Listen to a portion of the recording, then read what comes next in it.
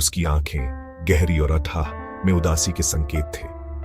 उसके होठों पर एक मुस्कान आई और विजय ने अपने आप को उसकी तरफ खींचता हुआ महसूस किया। तुम कौन हो? उसने पूछा। उसकी आवाज एक फुसफुसाहट मात्र थी। मैं लीला हूं, उसने जवाब दिया। उसकी आवाज हवा की तरह नरम थी। विजय ने खुद को उसकी तरफ खींचता हुआ महसूस किया, एक ऐसा जुड़ाव जो वो समझ नहीं पा रहा था।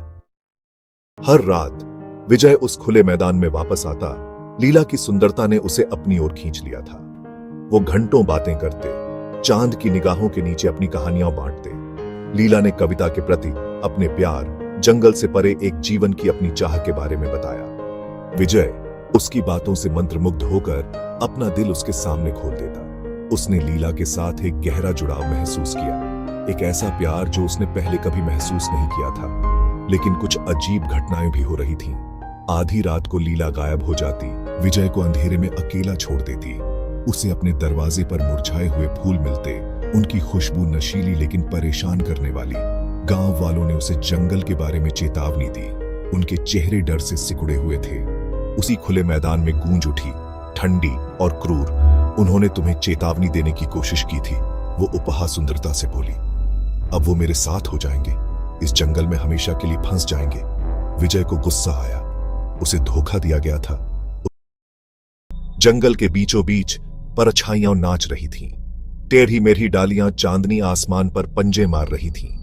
एक अजीब सन्नाटा छाया हुआ था, जो सिर्फ पत्तों की सरसराहट से टूट रहा था। हवा ठंडी हो गई, खतरे की फुसफुसाहट हवा में तैर रही थी। इस जंगल में राज थे, डार्क और पुराने।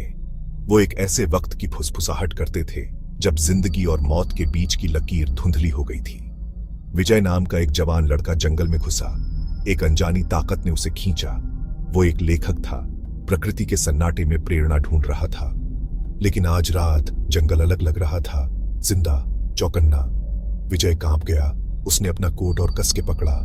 वो आगे बढ़ा। आगे का रास्ता धुंध में डूबा हुआ था। जंगल की जमीन नीचे की ओर गई, जिससे एक खुला मैदान चांदनी में नहाया हुआ था। बीच में एक औरत खड़ी थी। उसकी पीठ विजय की तरफ थी। उसके लंबे काले बाल उसकी पीठ पर झरने की तरह गिर रहे थे। उसकी सफेद ड्रेस से बिल्कुल अलग। वो चमक रही थी, अंधेरे के बीच एक सुंदर परी। विजय का दिल जोर से धड़कने लगा। उसने अपना गला साफ किया। सन्नाटे में आवाज बहुत तेज थी। औरत घूमी और विजय की सांस उसके गले में अटक गई। उसकी आंखें गहरी और अथाह में उदासी के संकेत थे। उसके होठों पर एक मुस्कान आई और विजय ने अपने आप को उसकी तरफ खींचता हुआ महसूस किया। तुम कौन हो? उसने पूछा। उसकी आवाज एक फुसफुसाहट मात्र थी। मैं लीला हूं, उसने जवाब दिया। उसकी आवाज हवा की तरह नरम थी। विजय ने खुद को उसकी तरफ खींचता हुआ महसूस किया, एक ऐसा जुड़ाव जो वो समझ नहीं पा रहा था। हर रात विजय उस खुले मैदान में वापस आता, लीला की सुंदरता ने उसे अपनी ओर खींच लिया था। वो घंटों बातें करते, चांद की निगाहों के नीचे अपनी कहानियां बांटते। लीला ने कविता के प्रति अपने प्यार, जंगल से परे एक जीवन की अपनी चाह के बारे में बताया। विजय उसकी बातों से मंत्रमुग्ध होकर अपना दिल उसके सामने खोल देता। उसने लीला के साथ एक गहरा जुड़ाव महसूस किया, एक ऐसा प्यार जो उसने पहले कभी महसूस नहीं किया था। लेकिन कुछ अजीब घटनाएं भी हो रही थीं। आधी रात को लीला गायब हो जाती, विजय को अंधेरे में अकेला छोड़ देती। उसे अपने दरवाजे पर मुरझाए हुए फूल मिलते, उनकी खुशबू नशीली लेकिन परेशान करने वाली। गांव वालों ने उसे जंगल के बारे में चेतावनी दी। उनके चेहरे डर से सिकुड़े हुए थे। उससे दूर रहो, उन्होंने विनती की। वो वैसी नहीं है जैसी दिखती है। विजय ने उनकी चेतावनियों को नजरअंदाज कर दिया। लीला के लिए उसका प्यार उसे अंधा बना रहा था। अपने नए प्यार में खोए विजय ने गांव वालों की एक न सुनी। उन्होंने एक चुड़ैल के बारे में बताया, एक ताकतवर आत्मा जो जंगल में भटकती है, एक ठुकराई हुई औरत जो मर्दों को अपनी तरफ बुलाकर उनकी मौत का कारण बनती है। उन्होंने उसकी खूबसूरती, उसके आकर्षण, उसके ठंडे बेजान स्पर्श के बारे में बताया। वो तुम्हारी आत्मा चुरा लेगी, उन्होंने चेतावनी दी। लेकिन विजय ने उनकी एक न सुनी। वो मानता था कि लीला अलग है, एक परी जो अंधेरे में फंस गई है। एक दिन एक बूढ़ी औरत विजय के पास आई। उसकी आंखें डर और दया से भरी हुई थीं। उसने अपने हाथ में चांदी का एक ताबीज पकड़ा हुआ था जो उसने विजय को दिया। ये तुम्हारी रक्षा करेगा, उसने फुसफुसाते हुए कहा। उसकी आवाज कांप रही थी। लेकिन सावधान रहना, चुड़ैल बहुत शक्तिशाली होती है। वो तुम्हें अपने पास रखने के लिए कुछ भी करेगी। विजय झिझका। उसके मन में शक घर करने लगा। उसने ताबीज ले लिया। उसके पेट में एक ठंडी दहशत बस गई। भाग 5। एक परेशान करने वाली खोज। विजय के सपने बुरे सपने बन गए। उसने लीला का चेहरा देखा। गुस्से में सिकुड़ा हुआ उसकी आंखें लाल चमक रही थीं। उसने महसूस किया कि एक बर्फीले हाथ ने उसकी कलाई पकड़ ली है और उसे अंधेरे में खींच रही है। वो ठंडे पसीने में नहाया हुआ उठा। चांदी का ताबीज उसकी छाती पर भारी था। वो दौड़ता हुआ खुले मैदान में गया, लीला को देखने के लिए बेताब। उसे सच्चाई जाननी थी। जैसे ही वो खुले मैदान में पहुंचा, उसने कुछ अजीब देखा। लीला के पैरों के निशान, जो आमतौर पर जंगल के किनारे तक जाते थे, अचानक रुक गए। उनकी जगह जानवरों के पैरों के निशान थे, जो जंगल में और अंदर जा रहे थे। विजय का दिल तेजी से धड़कने लगा। वो उन निशानों का पीछा करता रहा। उसके ऊपर एक डर छा गया। वो कांटों की एक झाड़ी से होकर गुजरा और वहां एक टेढ़े मेढ़े पेड़ के नीचे उसे वो मिल गया। भाग 6। अतीत की फुसफुसाहटें।